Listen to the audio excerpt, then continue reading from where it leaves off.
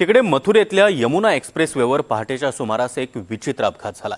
पहाटेची थंडी आणि त्यामुळे पडलेलं धुकं हे अपघाताचं नेमकं कारण सांगितलं जात आहे। अपघातामध्ये एकामागोमाग एक 11 वाहनं एकमेकांना धडकली आहेत। यामध्ये बस आणि काही कारचा देखील समावेश आहे आणि या अपघातामध्ये 13 जणांना आपला जीव गमवावा लागलाय।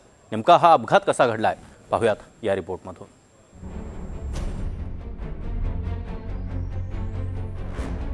मथुरेत भीषण अपघात, दाट धुक्यानं केला घात। यमुना एक्सप्रेस मार्गावर 11 वाहनं एकमेकांना धडकली। 13 जणांचा दुर्दैवी अंत, 70 प्रवासी जखमी। उत्तर प्रदेशातील मथुरा शहर आज एका अपघातामुळे हादरलं।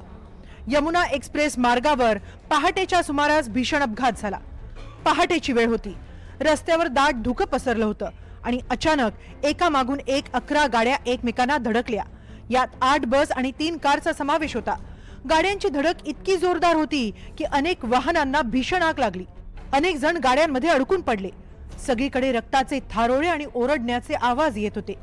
अनेक प्रवासी गाढ झोपेत होते, त्यामुळे त्यांना सावरण्याची संधीच मिळाली नाही। 3-4 गाड़ियां जली हैं बस।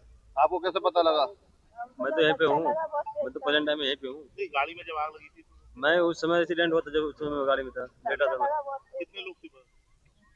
बस में तो पूरा फुल सीट था, जितना सीट होती सब फुल। कितने बजे लोगों को घटना हुई? 4 बजे के आसपास हुई।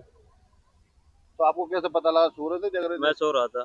आगरा की तरफ चलने पे एक अभी एक्सीडेंट हुआ है जो संभवतः कोहरे की वजह से कुछ बसें आपस में टकराई हैं, जिनमें से कुछ बसें जल भी गई हैं। इसमें से सभी घायलों को निकाल कर अस्पताल भेजा गया है और जो बसें जली हैं उसके अंदर अभी देखा जा रहा है कि किसी प्रकार की कैजुअल्टी अगर हुई होगी तो उसको।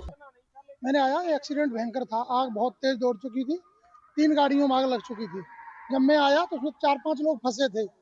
मैंने उसको एक को निकाला उसमें से, गाड़ी से अंदर से घुल के। 3 उसमें और रह गए थे। एक कोई मुरैना वो उसका था, कानपुर का, सॉरी। मैंने उसको निकालने की बहुत कोशिश की, लेकिन तीनों लोग सीट में फंसे थे, नहीं निकल पाए हमसे। तब तक गाड़ी में आग अंदर दौड़ गई। पहाटेच्या सुमारास साखर झोपेत असलेल्या प्रवाशांना काही कळायच्या आतच काळानं घाला घातला होता। या अपघातात 13 जणांनी जीव गमावला तर तब्बल 70 प्रवासी जखमी झाले। हा भीषण अपघात बलदेव पोलीस स्टेशन हद्दीतील माइलस्टोन 127 जवळ झाला। आग्र्याहून नोएडाच्या दिशेने जाणाऱ्या एका बसनं धुक्यामुळे अचानक ब्रेक लावला। दृश्यमानता कमी असल्यामुळे मागून येणारे 8 बस आणि 3 कारची धडक बसली। काही क्षणातच वाहनांच्या इंधन टाक्या फुटून भीषण आग लागली। अपघातानंतर अग्निशमन दल आणि पोलीस तसंच प्रशासनाचं पथक तात्काळ घटनास्थळी दाखल झाले। बचाव कार्य युद्ध पातळीवर राबवण्यात आलं। जखमींना तातडीनं जवळच्या रुग्णालयात पाठवण्यात आलं। अग्निशमन दलाच्या 14 गाड्यांनी तब्बल 6 तासांच्या अथक प्रयत्नानंतर आगीवर नियंत्रण मिळवलं। सोए हुए थे तब तक बस आगे लड़ गई। क्या कुछ मंजर नजर आया वहाँ रास्ते के बाहर? 4-5 बसों में आग लग गई थी। किसी तरह शीशे तोड़ के हम लोग बाहर निकले। जाहिर से बीमार से परी चौक। अच्छा, कोहरा बहुत था, बस एकदम पीछे से कोई भिड़ी है, एकदम पूरा उसमें धुआं हो गया है। फिर बड़ी मुश्किल जान बचा के बाहर आए उसमें से। क्या मंजर था जब हादसा हुआ?